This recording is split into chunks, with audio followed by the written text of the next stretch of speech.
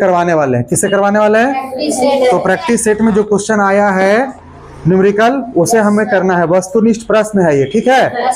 ये एक एक नंबर 4 ऑप्शन दिए रहेंगे, है ना। क्वेश्चन में 4 ऑप्शन में एक ऑप्शन जो सही है उसको हम लोग को चुनना है। ये बात समझ में आ रहा है कि नहीं आ रहा है? शुरू कर। देखो तो इसमें जो है अभी हम लोग चल रहे हैं नंबर सिस्टम। क्या पढ़ा रहे हैं? Number system. तो नंबर सिस्टम में आज हम लोग पढ़ेंगे और हद तक क्वेश्चन को सॉल्व करेंगे। वैसे प्रश्न को सॉल्व करने जा रहे हैं जो ऑप्शन 4 है। और 4 ऑप्शन में एक जो आंसर है उसको चुनना है। समझ रहे बात को? चलिए तो आइए देखिए, ये पेज नंबर है, आप ढूंढेंगे कि सर कहां से पढ़ा रहे हैं ये। तो आपका जो ये मॉडल प्रश्न प्रारूप जो है ये पुस्तक है ना, उसमें पेज नंबर आपका 107 है। कितना है? 100 कितना है? 100। और ये जो पहला सवाल जो इस पेज का है, पहला सवाल दिया गया है 7 का पावर 6/5 है और 7 का पावर 1/5 है। 7 का पावर 6/5 है और 7 का पावर 1/5। कैसे इस सवाल को सॉल्व करेंगे? तो मेरे प्यारे बच्चों जरा इस सवाल को सॉल्व करने का एक तरीका समझ लो पहले बढ़िया से। आप लोग कभी इस फॉर्मूला के बारे में पढ़ा है कि x का पावर m हो, नीचे x का पावर n हो, तो x का पावर हो जाता है m - n। इसे याद रखना है ना। एक फॉर्मूला तो ये आता है। अच्छा, इसका मतलब होता है डिवाइड। इसका मतलब क्या होता है? डिवाइड। और इसी का उल्टा ऐसा होता है, x का पावर m रहे इंटू x का पावर n रहे तो x का पावर m + n हो जाता है। x का पावर m + n हो जाता है। तो ये बात समझ में आ रहा है ना? yes, तो अभी जो हमारा क्वेश्चन है वो इस पर है कि इस पर है? इस पर है ना, पहला वाला पर है ना। yes, तो पहला वाला पर बनाएंगे। ध्यान से सुनो, अब क्वेश्चन को बनाने जा रहे हैं। ये दोनों जो 7 लिखा हुआ है उसके बदले एक ही बार 7 लिखना है। कितना बार लिखना है? आपको पता है 2 बार x है तो 1 बार x लिखा कि नहीं? और जो यहाँ है इसको पावर बोलते हैं, पावर को पावर में घटाया है। तो हम लोग भी ऐसे करेंगे, 1 बार 7 लिखेंगे और ऊपर लिखा हुआ है 6/5 - 1/5। तो 7 तो वही रहेगा। भिन्न का घटाव तुम लोग जानता होगा। भिन्न के घटाव में ये दोनों हरों का लघुत्तम लेते हैं। क्या लेते हैं? तो 5 का एलसीएम कितना होगा? तो 5 को 5 से भागा देंगे तो 1। और वही 1 को 6 से गुना करेंगे तो 6।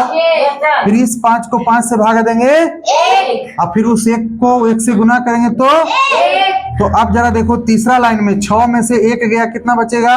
5। आइए नीचे कितना बचा? 5 को एक बार में पढ़ेंगे, 5 का पढ़ेंगे एक बार 5 होगा। यानी सबसे लास्ट में चल जा तो 7 का पावर 1 बराबर आंसर क्या होगा? आंसर क्या होगा?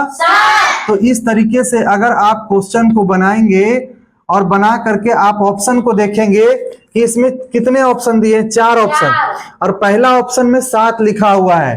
तो पहला ही ऑप्शन इस प्रश्न का उत्तर हो गया। अगर इस प्रकार से सॉल्व करके और आप आंसर देते हैं तो बहुत ही मजेदार बात होती है कि नहीं? क्योंकि इस पर विश्वास होता है कि कभी गलत नहीं होगा।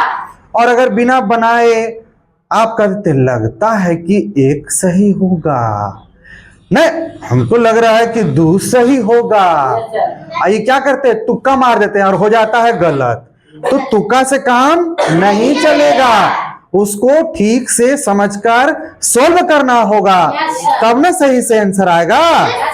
बोलो समझ में आया? चलो बहुत अच्छी बात है।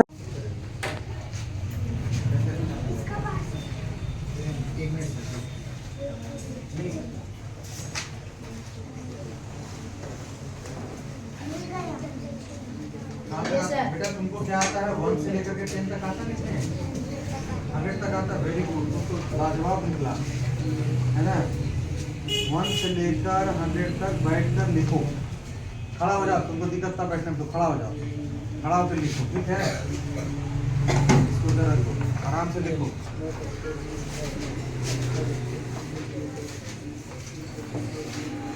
कौन आता है? कहाँ तक आता है? 9 से क्या तक आता है?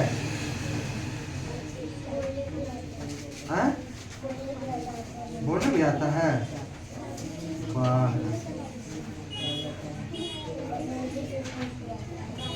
हाँ? क्या बोला? ABCD आता है? पढ़ो।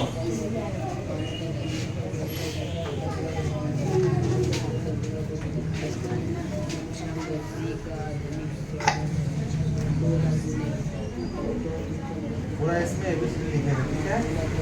इसमें क्या लिखोगे? ABCD लिखोगे।